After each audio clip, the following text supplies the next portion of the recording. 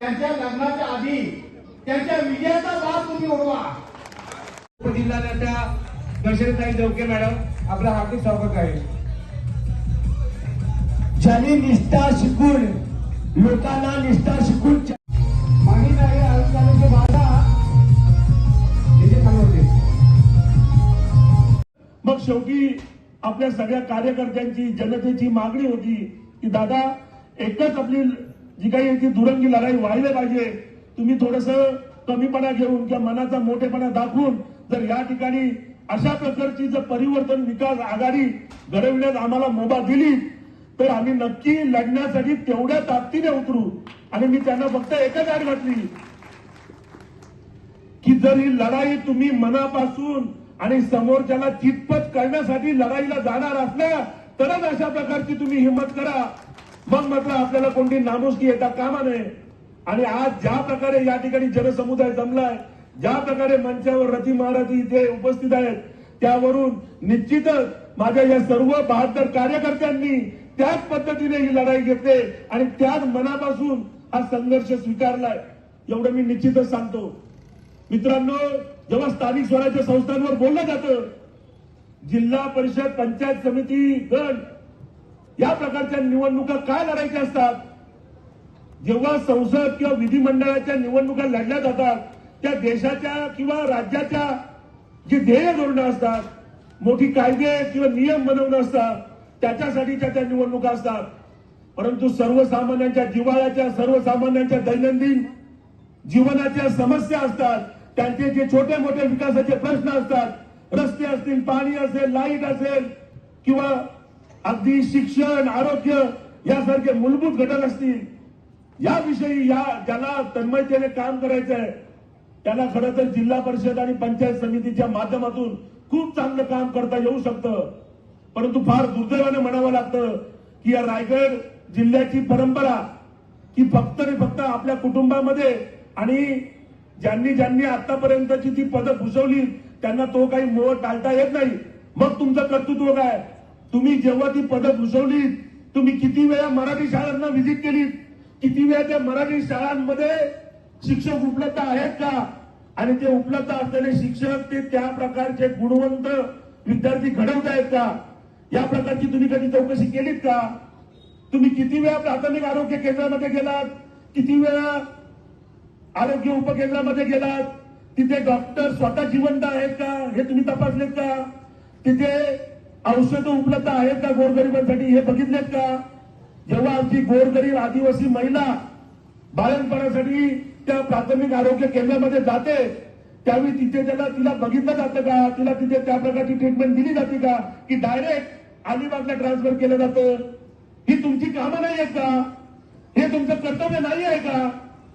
या गोष्टी तुम्हाला करायच्या नसतात। तुम्हाला फक्त पदं पाहिजे असते, फक्त तुम्हाला खुर्च्या उभवायच्या असतात, परंतु तुमचे कर्तव्य पार पाडायचे नसतात। मित्रांनो, आज आपल्या ठिकाणी एक तरुण चेहरा आहे, एक आश्वासक चेहरा आहे। मी आता त्यांचा जाहीरनामा वाचत होतो। खूप चांगल्या पद्धतीचं विजन या ठिकाणी त्यांनी मांडलंय। या ठिकाणी फक्त एक विजनरी नेतृत्व पाहिजे।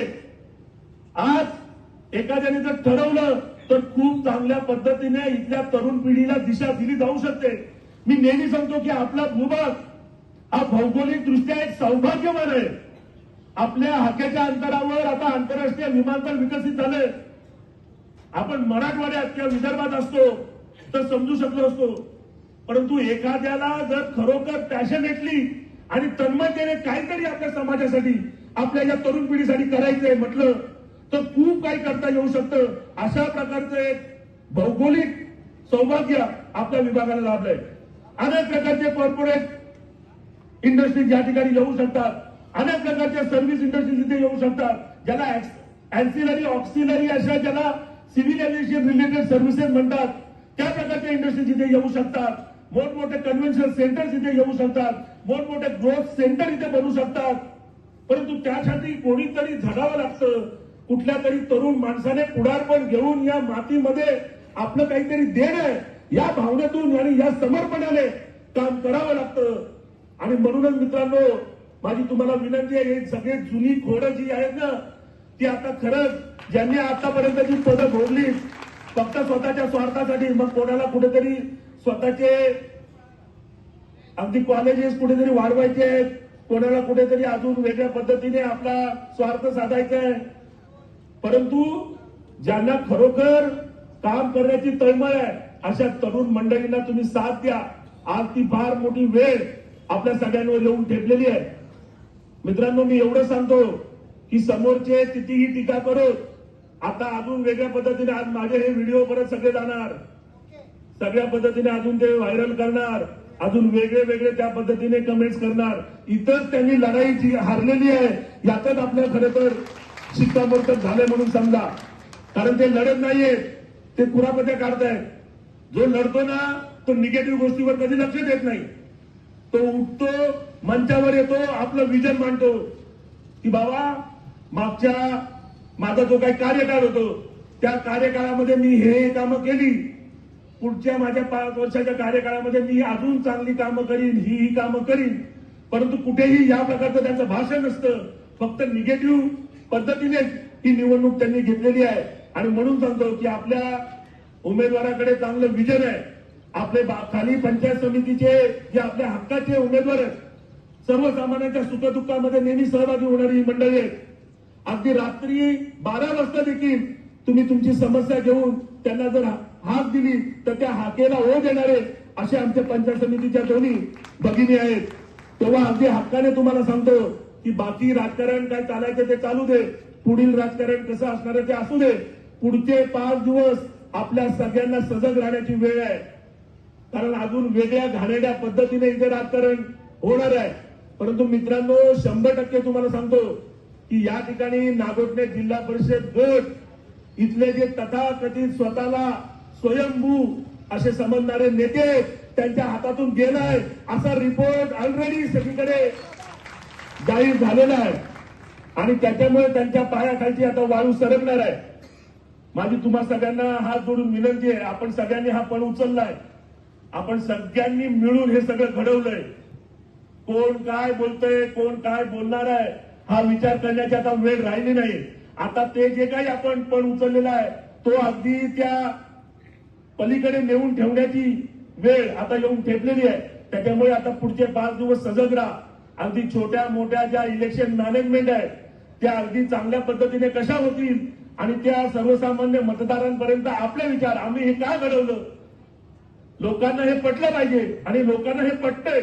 आपण जे घडवलंय, आपण जे केलंय ते सर्वसामान्य लोकांना पटतंय. तुम्ही दुकानं मांडली होती, कधी इकडे काय भेटतं काय बघू, कधी तिकडे काय भेटतं काय बघू, त्या डील तुमच्या झाला नाही म्हणून अजून 3ऱ्या ठिकाणी तुम्ही पसार झालात. त्याच्यामुळे तुम्ही आम्हाला ज्ञान शिकू नका. फक्त एवढंच सांगतो की आपण आता मात्र गाफील राहण्याचं कारण नाहीये. आत्मविश्वास जरूर असावा, परंतु अति आत्मविश्वासामध्ये कोणताही आपल्याला दगाफटका होईल याची होणार नाही याची काळजी आपण सगळ्यांनी घेऊया.